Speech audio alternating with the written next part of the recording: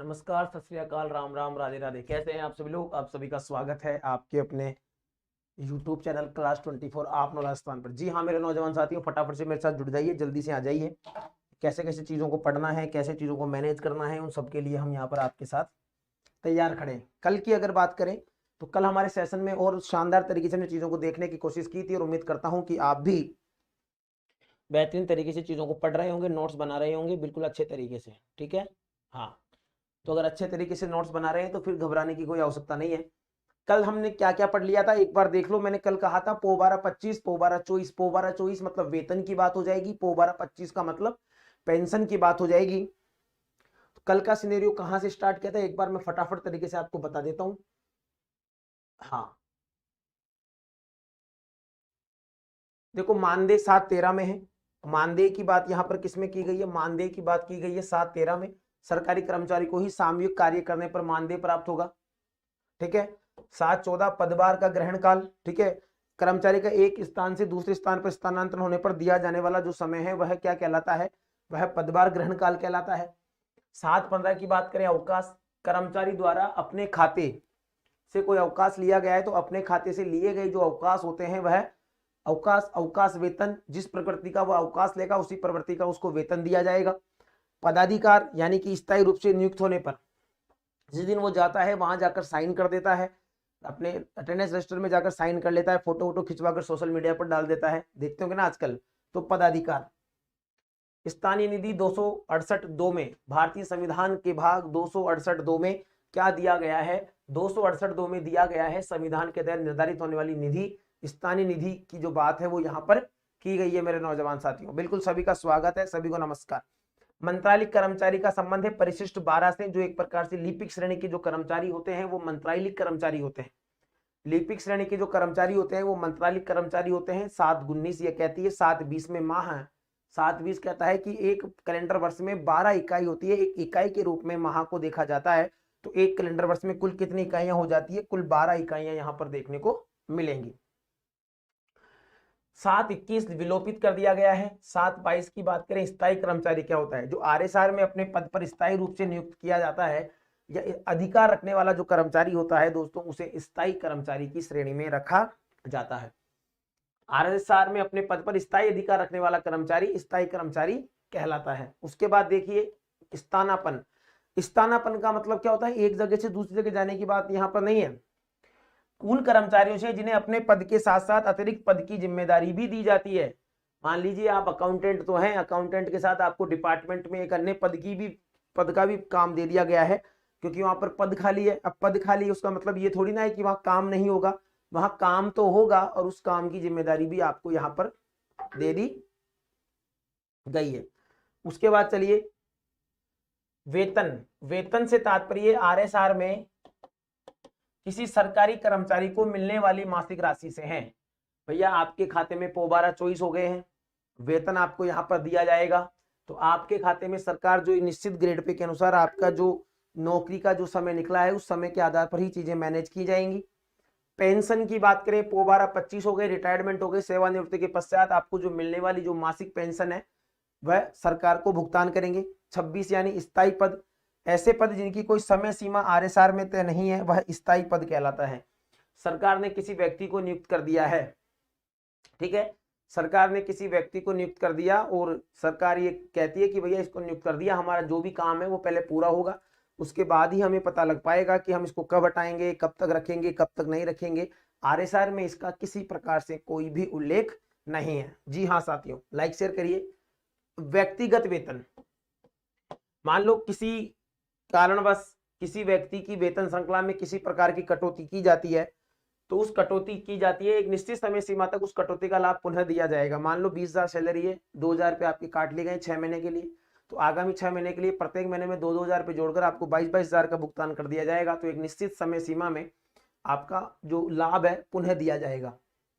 उपार्जित अवकाश नियम 91 के तहत सेवा में व्यतीत किए गए समय के आधार पर उपार्जित अवकाश की श्रेणी में आते हैं। मान लीजिए आपने 1 साल के आपको 2 उपार्जित अवकाश मिलते हैं या 10 उपार्जित अवकाश मिलते हैं, आपने 10 साल जॉब कर लिया, तो आपके काल श्रेणी के आधार पर आपकी जो ड्यूरेशन है, जॉब की जो ड्यूरेशन है, जितना समय आपने अभी तक अपनी सीट पर व्यतीत किया है, उसके आधार पर ही आपको क्या कर दिया जाएगा, उपाधिअवकाश दिया जाएगा। यहां तक हमने पढ़ा था कल पद का परिकल्पित वेतन। समझो, हमेशा परिकल्पित वेतन की अगर यहाँ पर बात की जाए तो परिकल्पित वेतन केवल उसी अवस्था में देय होता है जब कर्मचारी अपने पद के अलावा किसी अतिरिक्त पद का अधिकार सौंपा जाए। ठीक है, यानी कि एक व्यक्ति को एक साथ दो, स्थानापन्न की बात सुनी होगी आपने, कल भी मैंने बताया था स्थानापन्न कौन सी धारा में था, स्थानापन्न 23 में था या किस में था, हाँ बिल्कुल 7-23 में था स्थानापन्न। इन दोनों का संबंध रिलेट करता है, 23 और 29 दोनों सगे भाई है, 23 और 29 दोनों सगे भाई हैं। भाई साहब सगे भाई कैसे हैं गुरुजी, अभी बताते हैं। दोनों सगे भाई हैं। 23 में कहता है कि आपको एक पद के साथ साथ दूसरे पद का कार्यभार भी संभालना पड़ेगा। तो फिर 29 में बड़ा भाई कहता है कि नहीं, 29 वाला कहता है साहब मैं संभालने को तो संभाल लूंगा, पर ऐसे थोड़ी ना चलेगा, फ्री फोकट में मेरे से आप डबल वर्कलोड करवा रहे हैं। तो कहते हैं टेंशन ना ले, तेरे से डबल वर्कलोड नहीं करवाएंगे लाला, घबराए मत, पद का परिकल्पित वेतन तेरे को कर रहे हैं, तेरे को पैसा दे दिया जाएगा, अतिरिक्त पद का अधिकार सौंपा जाएगा, तो उस तेरे को उसका पैसा भी हम यहाँ पर तेरे को प्रोवाइड करवाने वाले हैं। लेकिन ऐसा वेतन देने या ना देने का अधिकार सदैव वित्त विभाग की अनुशंसा पर ही होता है। ऐसा किसके आधार पर होता है, वित्त विभाग की अनुशंसा के आधार पर ही ऐसा किया जाएगा, क्योंकि पैसा तो वित्त विभाग के अकाउंट से जाएगा। अब वित्त विभाग के अकाउंट से जब पैसा जाएगा तो फिर दिक्कत आपको देखने को मिलेगी। तो यहाँ पर क्या चीज याद रखनी है, परिकल्पित वेतन। 23 और 29 आपस में कैसे भाई हैं, कमेंट करो रे, जल्दी से कमेंट करो। 7-23 और 7-29 कैसे भाई हैं आपस में, 7-23 और 7-29 कैसे भाई हैं बताओ रे टिंगरों। 7-23 और 7-29 खापटों बताओ, आपस में सगे भाई है नहीं है, हाँ या ना, जिंदा हो या वैसे मोबाइल को सामने रखकर बैठ गए, स्टेचू बन गए हो तुम सभी लोग, ये फ्री की चीजें रास नहीं आ रही है, यही बता दो। बहुत कम रास आती है, उसे पढ़ने के लिए बहुत डेडिकेशन चाहिए। हाँ अलग से रहेगा मामला, राम कुमार जय श्री श्याम, ठीक है। चलिए तो हाँ सगे भाई हैं, चीजों को याद रख के चलो, सगे भाई हैं क्या, ये पोबारा 25 और पोबारा 24 ये भी आपस में सगे भाई हैं भैया। यहाँ पर तो वेतन दिया जाएगा, यहाँ पर पेंशन दी जाएगी, यहाँ पर वेतन दिया जाएगा, यहाँ पर पेंशन दी जाएगी। यहाँ तक की बातें कल अपडेट कर ली थी। चलिए आज का सिनेरियो स्टार्ट करते हैं।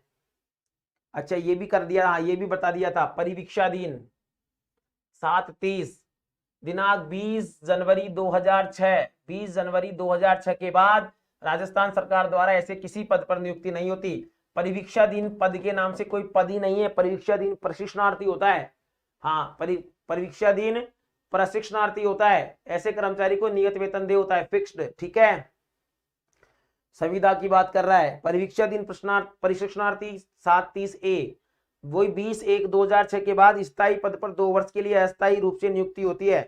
भाई साहब आपकी जॉब लगेगी ना, आप लगेंगे तो स्थायी कर्मचारी हैं होने को, तो हम कब मना कर रहे हैं आप अस्थायी कर्मचारी हैं, आप है तो स्थायी कर्मचारी। पर एक चीज दिमाग में डालकर रखिएगा, गुरुजी क्या रख ले दिमाग में डालकर, दिमाग में इतना सी डाल लो कि भैया 2 साल के लिए आपको अस्थायी रूप से प्रोबेशन पूरा करना पड़ेगा। अगर वहां पर किसी प्रकार की समस्या होती है तो आपके जीवन में कोई ना कोई संकट आपको देखने को मिल सकता है, ठीक है। हाँ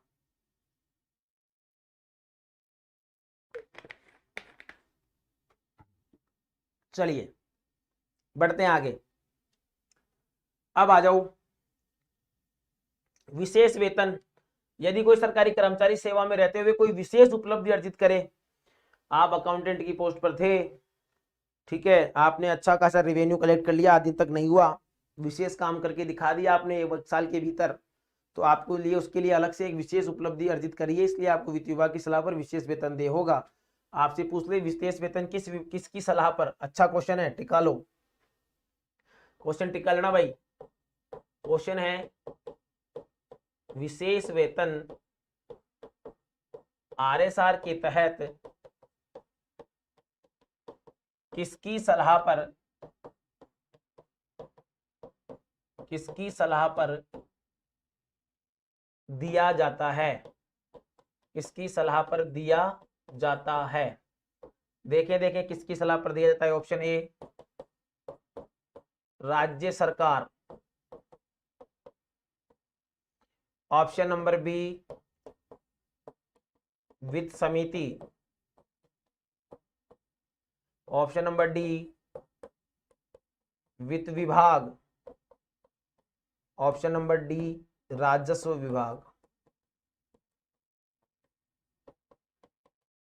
बताओ रे क्या जवाब होगा, जल्दी से फटाफट लाइक शेयर करो जल्दी से, ठीक है, जल्दी से बताओ। आपके लिए विद इन 7 डेज अकाउंट्स की क्लास भी लेकर आ रहा हूं, घबराइएगा मत।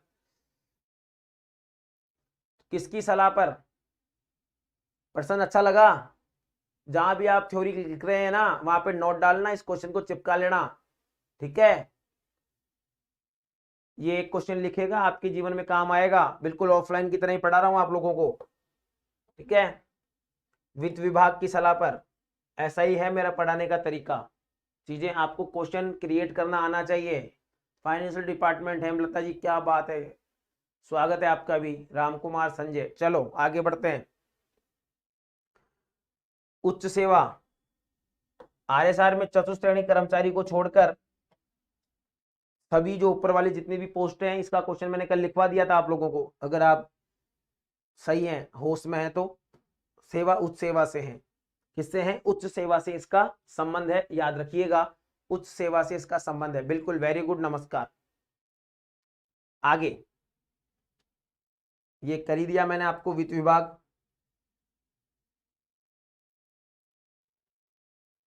यहां पर लिख लो आरएसआर में नियम 731,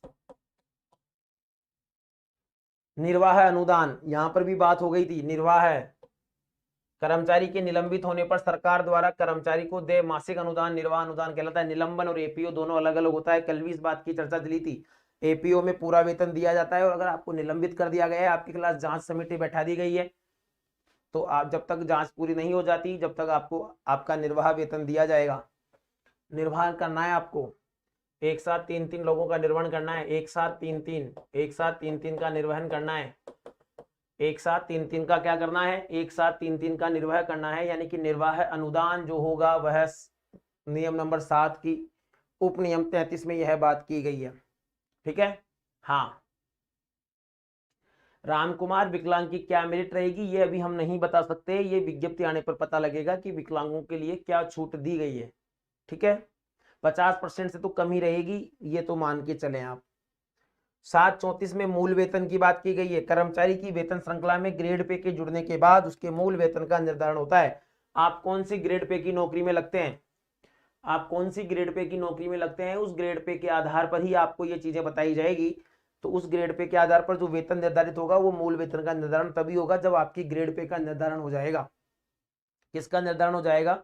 जब आपके ग्रेड पे का निर्धारण हो जाएगा तभी इन चीजों के बारे में पता लगेगा, ठीक है। हाँ, क्लियर है। चलिए, स्थायी नियुक्ति,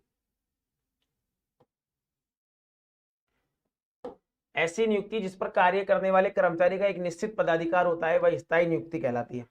क्या कहलाती है? स्थायी नियुक्ति। कैसे? देखिए,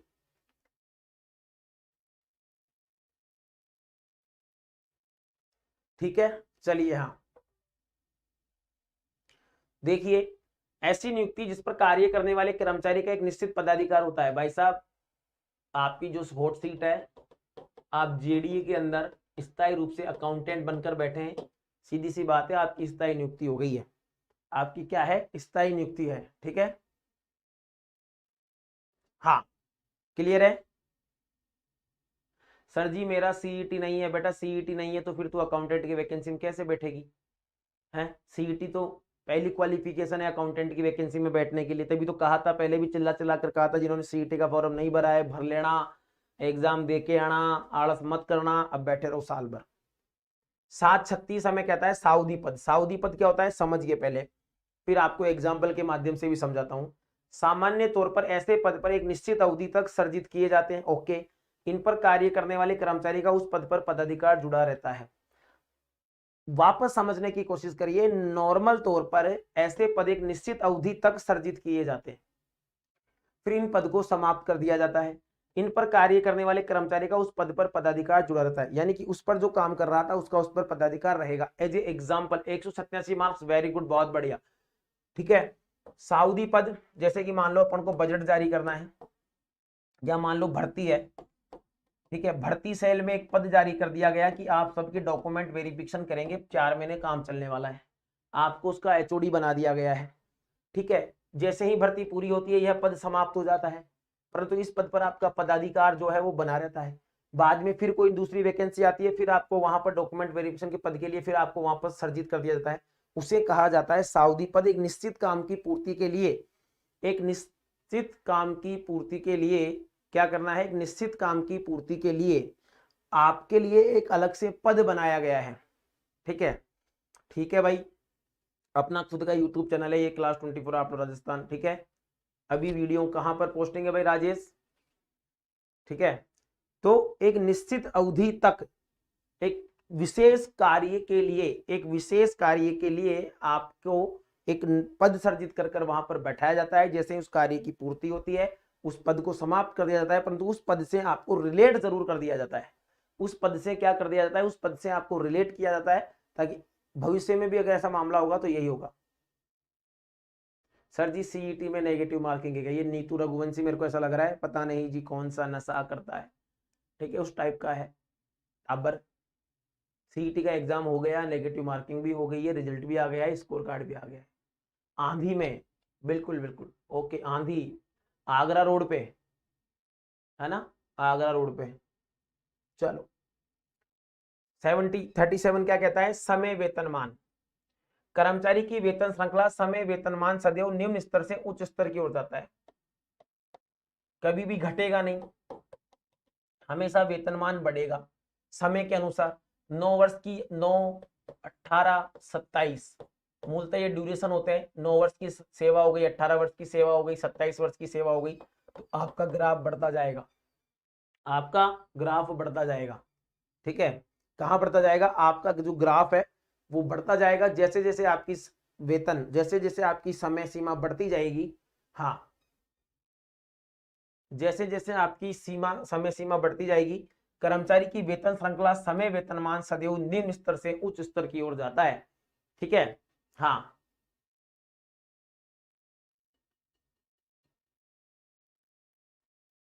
बिल्कुल बिल्कुल, डेली लीजिए, शायद कल परसों तो एग्जाम है 21 को। तो समय वेतनमान समझ गए आप, आपसे पूछ ले समय वेतनमान से क्या संबंध है, बिल्कुल 155 है, तैयारी कर सकते हो, बिल्कुल तैयारी स्टार्ट कर दो, बिल्कुल कर दो, चूको मत, ठीक है।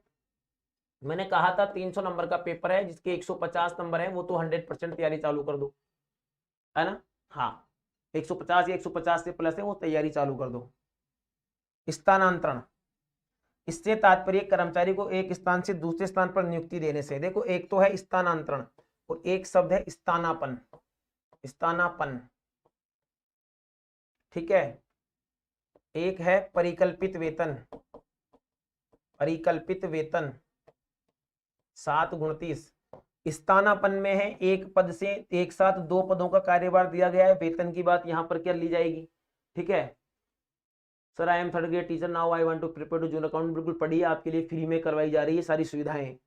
196 AWS, बॉडी गुड, बिल्कुल दोस्तों पढ़ते रहो पढ़ते रहो, ठीक है। फ्री में स्कूल में बैठे बैठे, स्कूल के टाइम के बाद बच्चों को पढ़ाने के बाद आप यूट्यूब आइए क्लास 24 राजस्थान पे, ठीक है। स्थानांतरण, स्थानापन्न और स्थानांतरण अलग अलग है, फिर कह रहा हूं। स्थानापन्न 7:23 की बात करता है, स्थानांतरण 7:38 की बात करता है। स्थानापन्न और स्थानांतरण में रात दिन का फर्क है, समझ रहे हैं आप मेरी बात। स्थानांतरण मतलब ट्रांसफर हो गया आपका, एक स्थान से दूसरे स्थान पर आपको ट्रांसफर कर दिया गया है, याद रखिएगा। हाँ तो ट्रांसफर की बात यहां पर कह रहा है, यहां पर टाइमली सैलरी मतलब आपकी अपग्रेड होगी, इनवर्ड अपवर्ड जो भी है वो बात यहां पर की गई है। स्थानांतरण की क्लियर है यहां तक सभी को, यहां तक क्लियर तो फटाफट यस लिखे, फिर आगे बढ़ता हूं मैं, ठीक है। एक एक चीज मैंने आपको डिटेल से बता रहा हूं, ठीक है। उसी प्रकार से विद क्वेश्चन आपको यहाँ पर करवाया जा रहा है, ठीक है। हाँ वेरी गुड, तो समय वेतनमान और स्थानांतरण दोनों चीजें आपने को यहाँ पर मैनेज करनी है, दोनों आपने मैनेज कर ली होंगी। चलें आगे। हाँ चलिए आगे बढ़ते हैं। अरे क्या रे, कमेंट तो कर लो रे टिंगरो, यस यस जल्दी जल्दी करो, यस यस।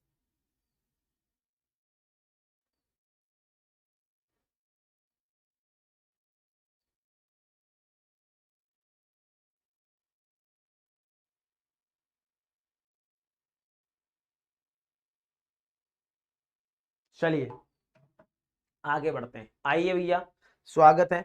नेक्स्ट, विश्रामकालीन विभाग 7:39। विश्रामकालीन विभाग, ऐसे विभाग जिनमें एक निश्चित समय सीमा तक मुख्यालय बंद रहते हैं, जैसे कि न्यायिक विभाग, शिक्षा विभाग, कृषि विभाग। तीनों के एग्जाम्पल याद रखना। सरकारी स्कूलों में छुट्टी आ गई है, कोर्ट बंद हो गए हैं, ठीक है, ग्रीष्मकालीन अवकाश आ चुके हैं। विश्रामकालीन विभाग 7:39। विश्रामकालीन विभाग, जैसे कि मान लो अब 23 जून या 25 जून तक सरकारी विद्यालय जो बंद है तो वह विश्रामकालीन विभाग में आते हैं। शिक्षा विभाग आता है, न्याय विभाग आता है और कृषि विभाग आता है। तो विभाग, विश्रामकालीन विभाग समझ रहे हैं। विश्रामकालीन विभाग से तात्पर्य है, अगर मान लो कोई ऐसा केस हो जाता है तो वो लिखेगा वहां पर, जिसके पास जांच अधिकारी होगा वो लिखेगा कि नियम नंबर 739 7:39 के तहत वर्तमान समय में जो विभाग थे वो विश्रामकालीन विभाग की श्रेणी में था, तो विश्रामकालीन विभाग यानी मुख्यालय बंद था।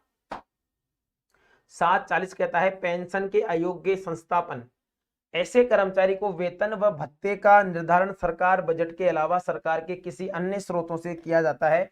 पेंशन के अयोग्य संस्थापन, कहीं ऐसे चीजें होती हैं, कहीं ऐसे व्यक्ति होते हैं जो नॉर्मली पेंशन की श्रेणी में है, उसमें शामिल नहीं होते हैं, ठीक है। परंतु कुछ सरकार के ऐसे निश्चित कर्मचारी होते हैं जिन्हें वेतन व भत्ते सरकार निर्धारित करती है अपने बजट के अलावा, यानी जो पूरा साल भर का जो बजट बनाया गया है उसके अलावा, नमस्कार, उसके अलावा याद रखिएगा, उसके अलावा सरकार के किसी अन्य स्रोत से किया जाता है, उसे क्या कहा जाता है? पेंशन के अयोग्य संस्थापन। पेंशन के अयोग्य संस्थापन की बात यहां पर की जाती है। पेंशन के अयोग्य संस्थापन का मामला यहां से सेट होता है। क्लियर है?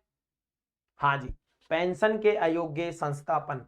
चीजों को वापस देखना, वापस सो रहा हूं, गलती मत करना, फिर कह रहा हूं, वापस एक बार फिर रिवाइज करवा रहा हूं तुमको। आज की जो सेवा पढ़ी थी हमने, हाँ, विशेष वेतन आरएसआर के 7:31 में वित्त विभाग की सलाह पर दिया जाता है। 7:33 कहता है निर्वहन करना, निर्वाह अनुदान, ठीक है, निलंबित होने पर उसको निर्वहन किया जाता है, ठीक है। उसके बाद देखिए, सॉरी, मूल वेतन, आपकी ग्रेड पे के आधार पर आपका जो मूल वेतन है वो किया जाएगा सेट आपकी मूल वेतन के आधार पर, रिको आरटीडीसी, हाँ बिल्कुल सही है। उसके बाद स्थायी नियुक्ति, ऐसी नियुक्ति जिस पर कार्य करने वाले कर्मचारी का एक निश्चित पदाधिकार होता है, उसे स्थायी नियुक्ति कहा जाता है। साउदी पद, साउदी पद का मतलब एक निश्चित समय के लिए किसी पद को सृजित किया गया है, सब काम होने पर उस पद को समाप्त कर दिया गया है, पर उस पद पर जिस व्यक्ति को बैठाया गया था उस पद का पदाधिकार वहां पर बना रहता है, ठीक है। हाँ, जूनियर अकाउंटेंट का बैच चल रहा है भैया, जूनियर अकाउंटेंट फ्री करवा रहा हूँ, पार्ट बी कंप्लीट। समय वेतनमान, एक निश्चित वेतन श्रृंखला के अनुसार वेतनमान हमेशा निम्न स्तर से उच्च स्तर की ओर ही बढ़ेगा, निम्न किसी भी कंडीशन में नहीं होगा। स्थानांतरण, ट्रांसफर की बात कर रहा है, ट्रांसफर किसमें लिया गया है? स्थानांतरण किया गया है 7:38 में, स्थानापन्न 7:23 में, परिकल्पित वेतन 7:29 में, ठीक है। ये तीनों शब्दावली आपको अच्छे से जोड़कर रखनी है। आगे बढ़िए। विश्रामकालीन विभाग, ऐसे विभाग जो एक निश्चित समय सीमा तक उनका मुख्यालय जो है वो बंद रहता है। 7:39 7:40 पेंशन के अयोग्य संस्थापन, अलग से कुछ संस्थाएं होती है, रिको, आरटीडीसी, आरएफसी, ठीक है, तो उन पर सरकार बजट के अलावा किसी अन्य स्रोतों से क्या करती है? इनके पेंशन भत्तों का निर्धारण, वेतन भत्तों का निर्धारण किया जाता है, ठीक है। ये इस पीपीटी में यहां तक का मामला सेट था। थोड़ा सा हम एक बार और देख लेते हैं।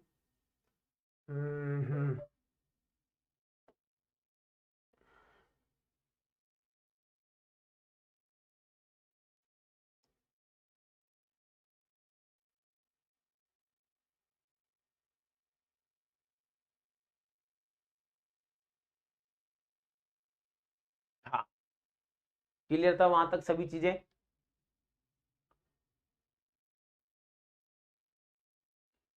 हाँ,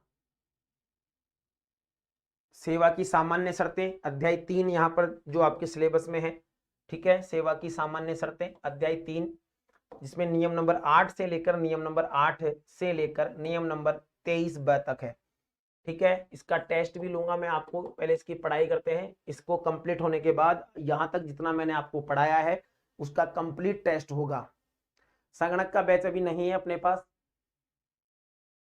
हाँ, सब रूल भी है, ठीक है, चलिए, तो सेवा की सामान्य शर्तें, पहला प्रश्न तो यहीं से बन गया है। सेवा की सामान्य शर्तें अध्याय 3 में है और नियम नंबर 8 से 23 तक सेवा की सामान्य शर्तों की बात की गई है। किसकी बात की गई है? सेवा की सामान्य शर्तों की बात की गई है। चलिए आते हैं नियम नंबर 8। अब समझिए, वो परिभाषाएं थी और अब डिटेल से नियम नंबर 8, प्रोबेशनर प्रशिक्षणार्थी स्थायी पद पर 2 वर्ष के लिए अस्थायी नियुक्ति। क्या है? प्रोबेशनर प्रशिक्षणार्थी स्थायी पद के लिए 2 वर्ष तक अस्थायी नियुक्ति का मामला है, तो वह किसके अंतर्गत आता है? वह प्रोबेशनर प्रशिक्षणार्थी है। आपने ज्वाइनिंग कर लिए, अपने ऊपर लेकर चलिए, सारी चीजें जल्दी से समझ में आएगी। आप जॉब लग गए हैं तो क्या करेंगे? सबसे पहले आपको नियम नंबर 8 के तहत 2 वर्ष के लिए अस्थायी तौर पर प्रोबेशनर प्रशिक्षणार्थी बनकर रहना पड़ेगा। 13 मार्च 2006 की अधिसूचना के आधार पर यह नियम 20 जनवरी 2006 से प्रभावी हुआ। अधिसूचना कब जारी हुई? 13 मार्च को। प्रभावी कब से हुए?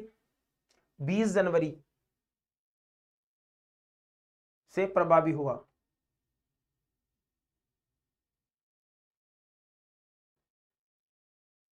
इसको 13 मार्च 2006 की अधिसूचना पर बैकअप से यानी पहले पिछले समय से प्रभावी किया था। 20 जनवरी 2006 से इसको क्या कर दिया गया था? प्रभावी कर दिया गया था।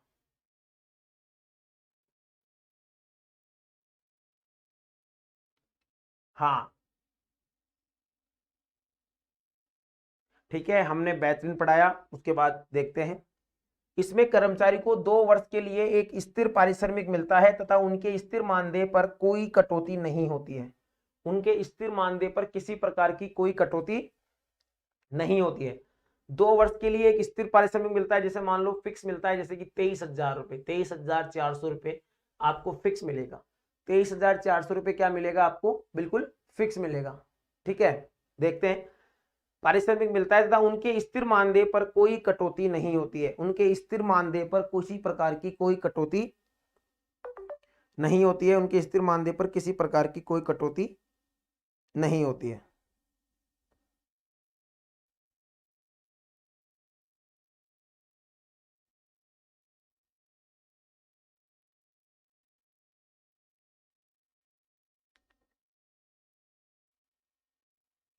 क्लियर है?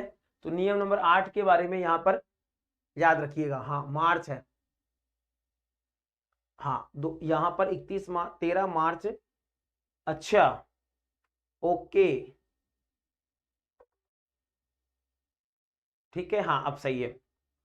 नियम 20 जनवरी 2006 को प्रभावी हुआ, बिल्कुल ठीक है। वैसे मुख्य तौर पर आपसे जो चीजें पूछी जाती हैं वो पूछी जाती है प्रभावी वाला समय। आगे बढ़िए,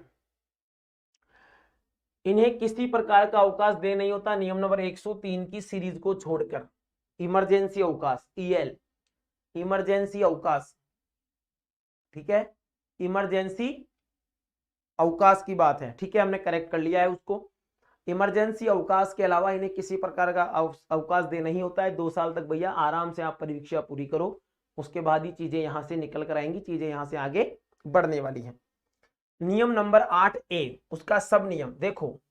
प्रथम नियुक्ति के समय आयु 16 से 35 वर्ष। सामान्य तौर पर नई नियुक्ति की आयु 16 से 35 वर्ष मानी है, परंतु प्रतिभूति से जुड़े मामलों में 18 से 35 वर्ष मानी गई है। प्रतिभूति यानी आपको किसी चीज की जिम्मेदारी वाला काम दिया जा रहा है, आप जिम्मेदारी वाली पोस्ट पर हैं। किस पर हैं? जिम्मेदारी वाली पोस्ट पर अगर आप हैं, प्रतिभूति से जुड़ा कोई मामला है, आप किसी भी जिम्मेदारी के पद पर हैं, तो 18 से 35 वर्ष मानी गई है। कितनी मानी गई है? 18 से 35 वर्ष की आयु मानी गई है। सामान्य तौर पर नियुक्ति की आयु जो है वो 16 से 35 वर्ष मानी गई थी, परंतु प्रतिनियुक्ति के आधार पर इसका मामला क्या रखा गया है? 18 से 35 वर्ष माना गया है। क्या माना गया है दोस्तों? 18 से 35 वर्ष माना गया है। यह भी आपको अच्छे से याद रखना है। क्लियर है? दिनांक 24/5/2004 के बाद महिलाओं हेतु अधिकतम आयु 42 वर्ष मानी गई है। यानी अधिकतम आयु जो 35 वर्ष मानी गई है वो पुरुषों की कंडीशन में थी, पर महिलाओं की कंडीशन में अधिकतम आयु कितनी कर दी गई है? 42 वर्ष। किस तिथि से? किस तिथि से? तिथि याद रखना, 24 मई 2004। कौन सी मई? 24 मई 2004। क्वेश्चन देखिए, महिलाओं की अधिकतम आयु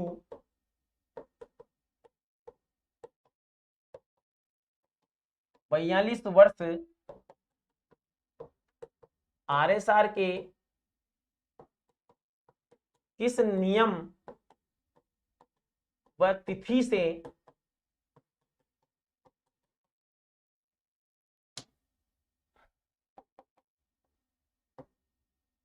से बढ़ा दी गई है?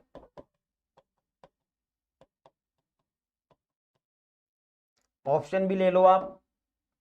ऑप्शन नंबर 1 की बात करें तो नियम नंबर 8 24/3/2004,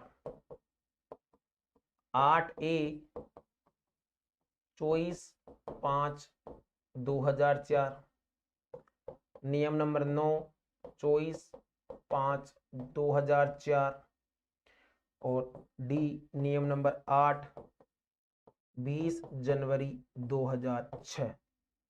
बताइए क्या जवाब होगा?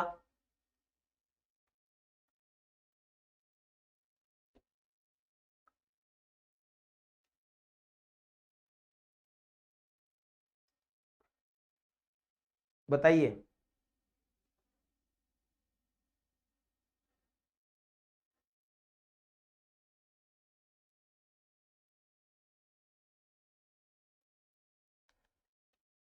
हाँ, तो यहां पर आंसर होगा 8B 8A 24/5/2004। ठीक है, चलिए। दिनांक 6/3/2012, दिनांक 6 मार्च 2012 के बाद राजस्थान राज्य एवं अधीनस्थ सेवा में अधिकतम आयु 45 वर्ष कर दी गई है। 6 मार्च 2012 के बाद, 6 मार्च 2012 के बाद, याद रखिए बिल्कुल। हाँ, फटाफट तरीके से सेशन को लाइक शेयर करें। 6 मार्च 2012 के बाद राजस्थान राज्य एवं अधीनस्थ सेवा में अधिकतम आयु 45 वर्ष कर दी गई है। कितनी कर दी गई है? अधिकतम आयु कितनी कर दी गई है? 45 वर्ष कर दी गई है। कहीं में? राजस्थान राज्य एवं अधीनस्थ सेवा में 45 वर्ष।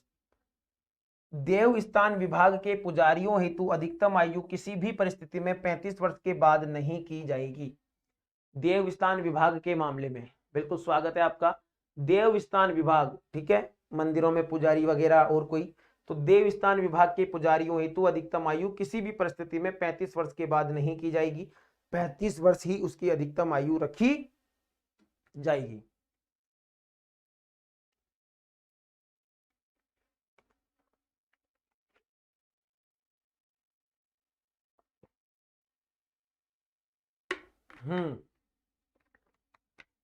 ओके,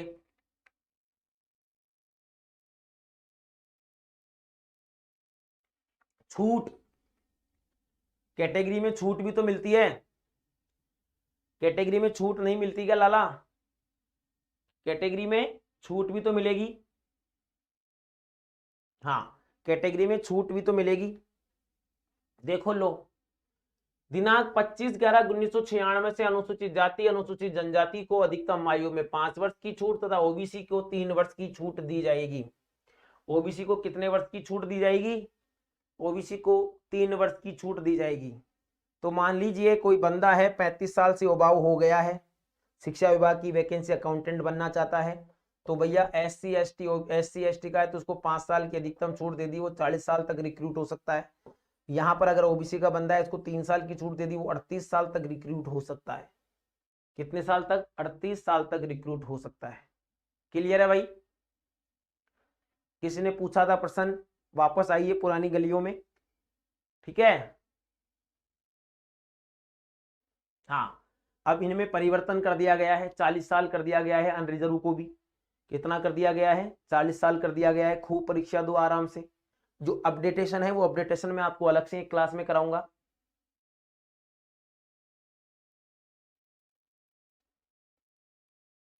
ठीक है, आरक्षित वर्ग की महिला को दिनांक 24/2/2007 से अधिकतम आयु में 10 वर्ष की छूट दी गई है।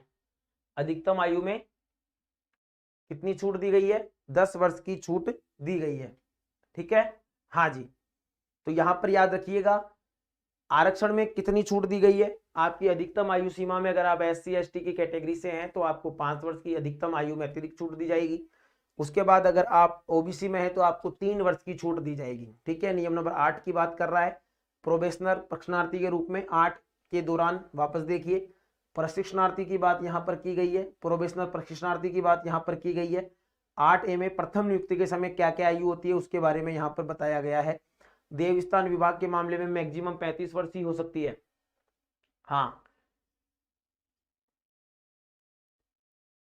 क्लियर है? चलिए उसके बाद आगे 10 वर्ष की अधिकतम छूट दी गई है। हाँ, देखो ये पूछ रहा है कि हमें, देखो एक आखिरी में हम पढ़ेंगे अध्याय 116 जो हमारे सिलेबस में है। हाँ, अध्याय जिसमें 165 से लेकर 167 तक के नियम की बात की गई है। अध्याय 16 इसमें 165 से 167, बीच में कुछ चैप्टर नहीं है तो उनके नियम हमें नहीं पढ़ने हैं। ठीक है, बीच में कुछ चैप्टर नहीं है तो उनके नियम हमें नहीं पढ़ने हैं। ठीक है संजय, चलिए आगे बढ़ते हैं। 8B नाम परिवर्तन। 8B की बात यहां पर की गई है भैया, नाम में परिवर्तन कैसे होगा। देखिए, इस नियम के तहत एक निर्धारित प्रपत्र में सूचना एकत्रित करके कर्मचारी द्वारा कार्यालय अध्यक्ष को दी जाएगी तथा कार्यालय का अध्यक्ष इन्हें AG कार्यालय में भेजेगा। क्या भेजेगा? इन्हें AG कार्यालय में भेजेगा। AG कार्यालय क्या भेजेगा? प्रेषित करेगा नाम परिवर्तन के लिए।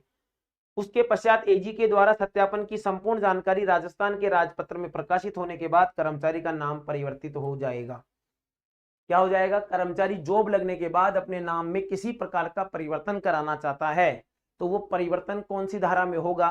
देखो 8 में प्रोबेक्शन प्रश्नार्थी दिया गया है। 8A की अगर हम बात करें तो नियुक्ति के समय आयु की बात की गई है। 8B की बात करें, अगर कर्मचारी नाम में परिवर्तन करवाना चाहता है तो वह एक निश्चित पत्र में अपना पुराना नाम, अपना नया नाम, कारण वो सब मेंशन करके उसके विभाग अध्यक्ष को दे देगा। विभाग अध्यक्ष उसे AG को भेजेगा। AG सब पूरा सत्यापन करने के बाद राजपत्र में प्रकाशित करके, क्या राजपत्र में प्रकाशित होने के बाद कर्मचारी का नाम क्या हो जाएगा? परिवर्तित हो जाएगा।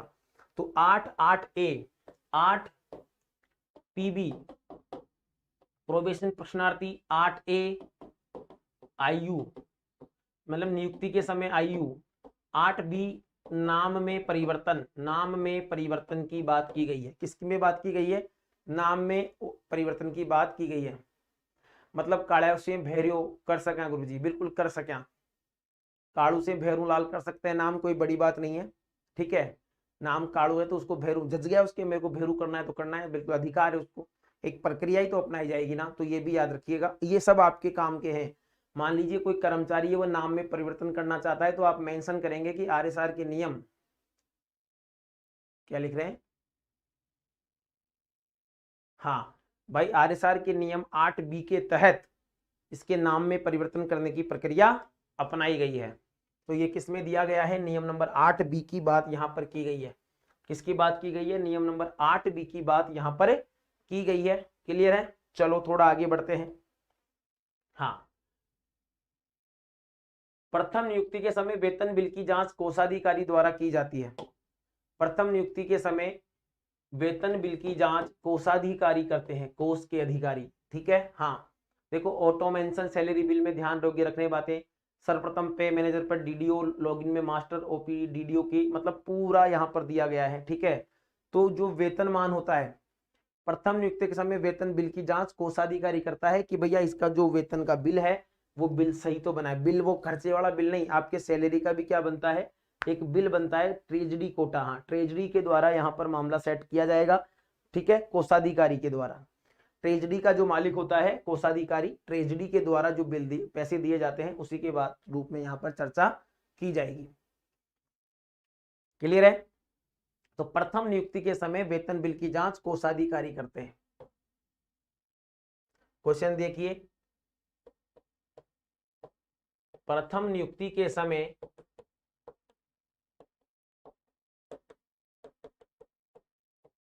क्या? प्रथम नियुक्ति के समय वेतन बिल की जांच, वेतन बिल की जांच किसके द्वारा की जाती है।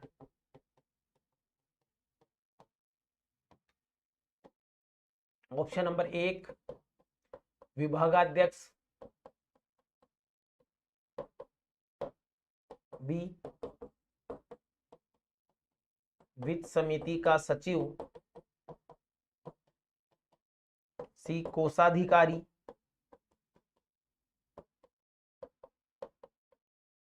डी लेखाधिकारी। बताइए कौन करेगा भाई, फटाफट कमेंट करिए जल्दी से कि वेतन बिल का भुगतान है जो किसके द्वारा किया जाएगा। वेतन बिल की जांच प्रथम नियुक्ति पर, यह भी 8 में ही शामिल है। ठीक है, प्रथम नियुक्ति के समय वेतन बिल की जांच किसके द्वारा की जाती है, प्रथम नियुक्ति के समय। अगर आपको पीडीएफ प्राप्त करनी है तो पीडीएफ के लिए आप टेलीग्राम चैनल ज्वाइन कर लें, संजय सर हिस्ट्री के नाम से टेलीग्राम चैनल है जिसे आप ज्वाइन कर सकते हैं। संजय सर हिस्ट्री के नाम से जो टेलीग्राम चैनल है उसे आप ज्वाइन कर सकते हैं, याद रखिएगा। यहाँ पर आपको पीडीएफ मिल जाएंगी। यहाँ पर सही जवाब है कोषाधिकारी। यहाँ पर सही जवाब क्या है, ट्रेजरी का जो कोषाधिकारी होता है, ठीक है, ट्रेजरी में कोषाधिकारी होता है, वह इसकी क्या करेगा। हाँ, लक्ष्मण रंजना एक गलत है, शायद आप लेट जुड़े हैं, तो विभागाध्यक्ष का इससे किसी प्रकार से कोई संबंध नहीं है। ठीक है, नियम नंबर 9 नई नियुक्ति पर चिकित्सा प्रमाण पत्र। नियम नंबर 9 किसकी बात कर रहा है, आपने नियुक्ति के समय क्या करना होगा, आपको कौन सा प्रमाण पत्र भी देना होगा, चिकित्सा प्रमाण पत्र भी देना होगा। इस नियम के तहत कर्मचारी की किसी भी सेवा में नई नियुक्ति होने पर उसे चिकित्सीय कारणों में से स्वस्थ होने का प्रमाण पत्र देना होता है। आप बिल्कुल फिट हैं, ज्वाइन करने के लिए आप बिल्कुल फिट हैं, उसको लेकर यहाँ पर मामला सेट किया जाता है कि आप यहाँ पर बिल्कुल सही है। ठीक है, हाँ, तो प्रत्येक कर्मचारी को जो चिकित्सा प्रमाण पत्र देना होगा वो किसके तहत देना होगा, नियम नंबर 9 के तहत देना होगा। किसके तहत देना होगा दोस्तों, नियम नंबर 9 के तहत देना होगा। क्लियर है, वेरी गुड। जिन्होंने लाइक शेयर नहीं किया है वो सेशन को जल्दी से लाइक शेयर कर दें। नियम नंबर 9 हमें इसकी जानकारी देता है, नई नियुक्ति पर चिकित्सा प्रमाण पत्र। इसमें और बहुत सारे अमेंडमेंट है, उनको भी देखिए। ये लीजिए, चिकित्सा प्रमाण पत्र का प्रारूप, नियम नंबर 10। चिकित्सा प्रमाण पत्र का प्रारूप किसमें है, नियम नंबर 10 में। इस नियम के तहत सरकार द्वारा चिकित्सा प्रमाण पत्र का प्रारूप तैयार किया गया है। ठीक है,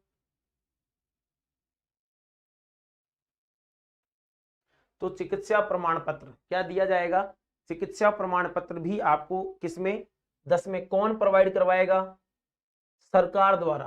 किसके द्वारा, सरकार द्वारा एक प्रारूप बनाया जाएगा, सरकार के द्वारा। कोई आदमी अपने हिसाब से प्रारूप नहीं बना सकता है। ठीक है, हाँ, प्रारूप बनाया जाएगा, बिल्कुल सही है। 1963, 1968, हाँ, हेल्थ सर्टिफिकेट। ठीक है, आगे बढ़ते हैं। चिकित्सा प्रमाण पत्र पर हस्ताक्षर एवं प्रति हस्ताक्षर करने वाला व्यक्ति कौन होगा, नियम नंबर 11। चिकित्सा प्रमाण पत्र पर हस्ताक्षर जिले स्तर पर राजकीय अस्पताल के पीएमओ द्वारा। किसी राजकीय अस्पताल की विभागाध्यक्ष को भी कुछ सीमा तक चिकित्सा प्रमाण पत्र जारी करने की छूट है। ठीक है, हाँ, राजकीय अस्पताल के विभाग अध्यक्ष को भी, नहीं तो आपका क्या होगा, राजकीय अस्पताल के पीएमओ के द्वारा। ठीक है, हाँ, हेड जो डिपार्टमेंट है राजकीय अस्पताल का, जो एचओडी है, ठीक है, हाँ, जो मेन मेडिकल ऑफिसर है उसके द्वारा। डिपार्टमेंट विभाग अध्यक्ष समझते हैं, ये ईएनटी डिपार्टमेंट का है, ये आई डिपार्टमेंट का है, ये हार्ट डिपार्टमेंट का है। ठीक है, किसका है, तो उनके द्वारा केवल निश्चित परिस्थितियों में, नहीं तो मुख्य रूप से आपको जो राजकीय अस्पताल है उसके मेन अधिकारी से ही साइन करवा कर लेकर जाने पड़ेंगे। चिकित्सा प्रमाण पत्र हस्ताक्षर एवं प्रति हस्ताक्षर करने का मामला यहाँ पर सेट होगा। हाँ, चलो नियम नंबर 12 भी देख लेते हैं साथ के साथ आज। चिकित्सा प्रमाण पत्र से किसको छूट प्राप्त है, चिकित्सा प्रमाण पत्र से किसको छूट प्राप्त है, वे सभी भर्तियां जो पहले ही शारीरिक प्रशिक्षण के दौर से गुजरे। राजस्थान पुलिस, पहले ही आप शारीरिक प्रशिक्षण से गुजर चुके हैं। सेवानिवृत्ति की तिथि के बाद तुरंत ही पुनः नियुक्ति होने वाला कर्मचारी, भाई साहब 60 साल की उम्र हो गई है, रिटायर्ड हो गए हैं, तो रिटायर्ड होने के तुरंत बाद ही उन्हें वापस 2-3 साल की प्रतिनियुक्ति पर लगा दिया गया है। ठीक है, ऐसे डिपार्टमेंट में कई सारी जॉब्स होती हैं, तुरंत प्रतिनियुक्ति पर लगा दिया गया है, तो उनको भी जरूरत नहीं है। शर्तुत सेवा के ऊपर उच्च सेवा तक के अस्थायी कर्मचारियों को 3 माह तक की छूट है। से ऊपर उच्च सेवा तक के अस्थायी कर्मचारी, ठीक है, चतुर्थ श्रेणी से ऊपर किसी को अस्थायी कर्मचारी के तौर पर लगाया जाता है, तो उन्हें कहां तक की छूट है? 3 माह तक की उन्हें छूट है। 3 माह तक उन्हें किसी प्रकार का प्रमाण पत्र देने की आवश्यकता नहीं है। महिला कर्मचारी की चिकित्सा जांच के समय चिकित्सा बोर्ड में एक महिला चिकित्सक होना अनिवार्य है। यह भी बात आपको याद रखना है कि अगर महिला कर्मचारी की अगर आप चिकित्सा की जांच कर रहे हैं तो उस समय जो बोर्ड गठित किया गया है उसमें एक महिला चिकित्सक भी होना बेहद जरूरी है। कौन? एक महिला चिकित्सक भी होना यहाँ पर बेहद जरूरी है। ठीक है, सेवा की आधारभूत शर्तें हम कल देखेंगे। एक बार वापस तरीके से एक बार देख लो आप। नियम नंबर 8, प्रोबेशनर प्रशिक्षणार्थी 8A प्रथम नियुक्ति के समय आयु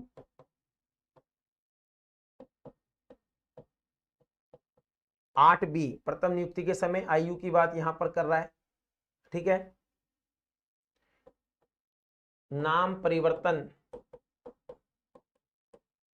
उसके बाद 9 प्रथम नियुक्ति पर चिकित्सा प्रमाण पत्र। कौन सा प्रमाण पत्र? चिकित्सा प्रमाण पत्र। हाँ, चिकित्सा प्रमाण पत्र। 10 में प्रारूप, 11 में चिकित्सा प्रमाण पत्र,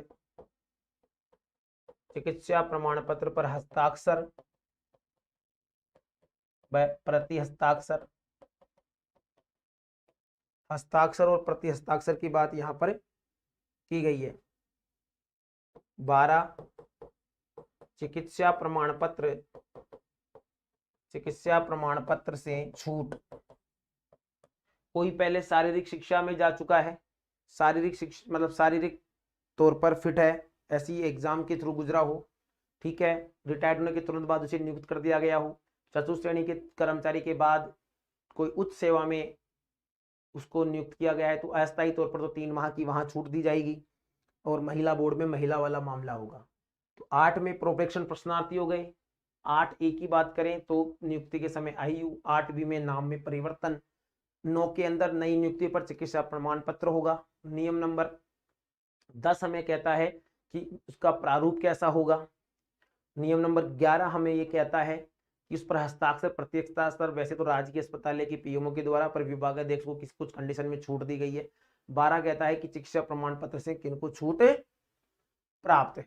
ठीक है, तो दोस्तों कैसा लगा सेशन कमेंट करके जरूर बताइए और पीडीएफ के लिए आप ज्वाइन कर लें Sanjay sir history Telegram channel है, इसे आप ज्वाइन कर सकते हैं।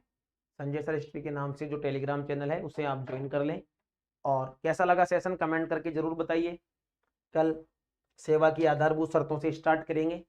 जैसे ही चैप्टर नंबर 8 आपका कंप्लीट होता है, आपका एक टेस्ट होगा, उस टेस्ट में भी आप अपना भाग्य आजमाइएगा। ठीक है, बिल्कुल स्टार्टिंग से लेकर जो आखिरी में चैप्टर नंबर जो 3 है वो खत्म हो जाएगा। तो फिर मेरे नौजवान साथियों आपसे टेस्ट लिया जाएगा, पूरे क्वेश्चन में बनाऊंगा और आपसे टेस्ट लूंगा। इसकी पीडीएफ भी आपको टेलीग्राम चैनल पर मिल जाएगी। हंसते खेलते मुस्कुराते रहें, अपनों के साथ रहें, जबरदस्त रहें, माता पिता भारत माता की सेवा करें, महिलाओं का सम्मान करना ना भूलें। जल्द ही आपकी अकाउंट्स की थ्योरी क्लासेज भी मेरे द्वारा लाई जा रही है। मेरी मेहनत अगर आपको सफलता दिलाती है तो मेरे लिए ये बहुत बड़ी बात होगी। धन्यवाद। जय हिंद, जय भारत।